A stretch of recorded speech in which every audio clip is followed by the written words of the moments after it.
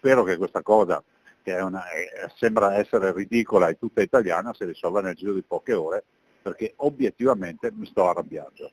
Poche ore, è questo il tempo che il governatore del Veneto Luca Zaia, da noi contattato al telefono, concede a chi deve fare in modo che le sbarre di questo casello possano finalmente alzarsi.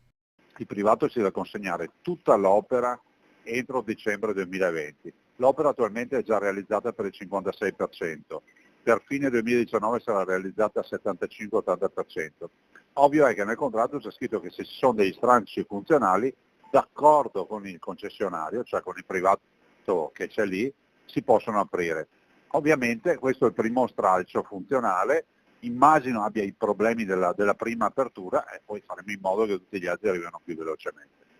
Il governatore non è pessimista, ma va detto che l'ottimismo ha tutta un'altra musica. La speranza è sempre l'ultima a morire. Si tratta del primo taglio del nastro, per i prossimi, si augura il governatore, la strada sarà in discesa.